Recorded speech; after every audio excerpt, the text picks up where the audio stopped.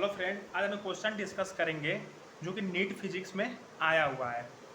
Question हमारा ये है कि ए rectangular surface of sides 10 centimetre and 15 centimetre is placed inside a uniform electric field of 25 volt पर metre such that the surface makes an angle 30 degree with the direction of electric field.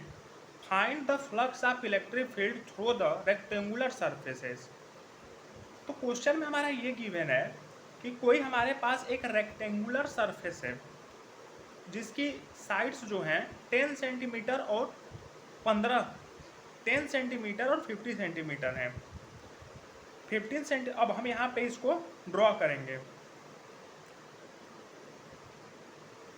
तो ये जो है हमारा कोई एक rectangular surface है जिसकी एक साइड्स जो है 15 सेंटीमीटर है और इसकी एक साइड्स जो हमको गिवन है वो है 10 सेंटीमीटर। और फिर क्वेश्चन में ये है कि placed inside a uniform electric field, कोई हमारा जो है एक यूनिफॉर्म इलेक्ट्रिक फील्ड में इसको जो है रखा गया है। यूनिफॉर्म इलेक्ट्रिक फील्ड में इलेक्ट्रिक फील्ड अब 25 वोल्ट पर मीटर, जो इलेक्ट्रिक फील्ड है हमारा वो 25 वोल्ट पर मीटर है। Surface makes an angle 30 degree with the direction of electric field. तो सरफेस जो है make the electric field and direction of the angle का कितना है 30 डिग्री है।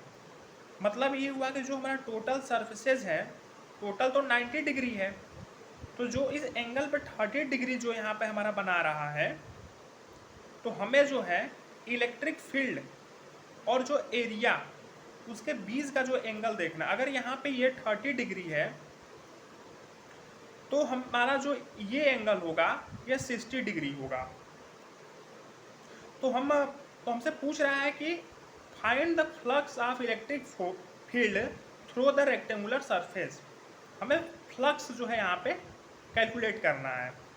तो हमें फार्मूला सिंपल पता है कि जो फ्लक्स होता है फाई जो होता है वो ई ए कॉस थीटा।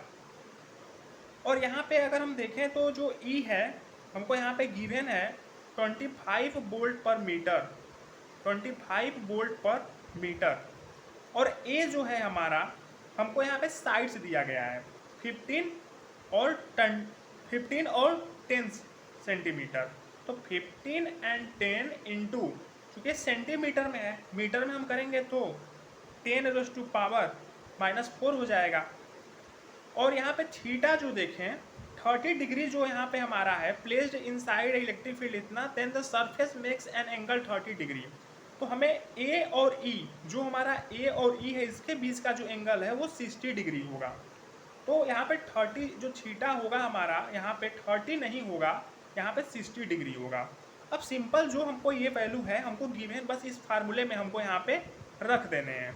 तो ई हमारा यहाँ पे क्या है 25, ए हमारा यहाँ पे क्या है 15 इंटू 10⁻⁻⁴ और यहाँ पे हो गया cos 60।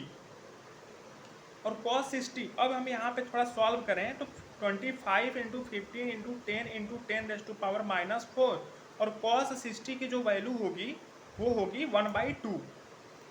तो 1/2 यानी कि यहाँ पे 5 हो गया।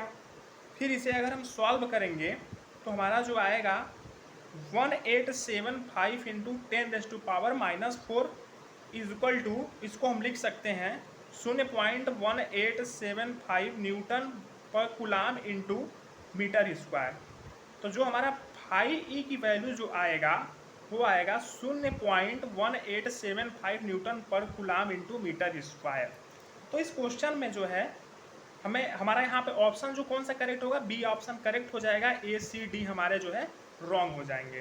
तो यहाँ इस क्वेश्चन बस हमें यही करना था कि जो हमको यहाँ पे साइड्स हमको रेक्टेंगुलर जो सरफेसेस हमको गिवन था 10 सेंटीमीटर 15 सेंटीमीटर, वो एक इलेक्ट्रिक फील्ड में था, जो कि इलेक्ट्रिक फील्ड जो हमारा है वो 25 वोल्ट पर मीटर है और वो उसका हमको एंगल दिया गया था। और सिंपल हमसे वो पूछ रहा है कि find the flux of electric field through the rectangular surfaces. तो बस सरफेसेस में जो हमको फ्लक्स की जो फार्मूला होती है हमने वहाँ पे बस बेसिक ये लगाया, ई हमको गिवन था, ए हमने साइड से इसका पूरा निकाल लिया एरिया कितना है और एरिया कैलकुलेट करना। बस एंगल जो है हमारा यहाँ पे थोड़ा सा हमको कंफ्यूजिंग था, तो एंगल भी हमने यहाँ पे कैलकुलेट कर लिया। यहाँ पे 30 है तो हमारा ई और ए के बीच हमको एंगल देखना था, तो इसलिए यहाँ पे 60 डिग्री हो जाएगा। और बाकी वो सिंपल यहाँ पे कैलकुलेट किया, इसका आंसर जो है बी आ गया। तब तक के लिए थैंक्स।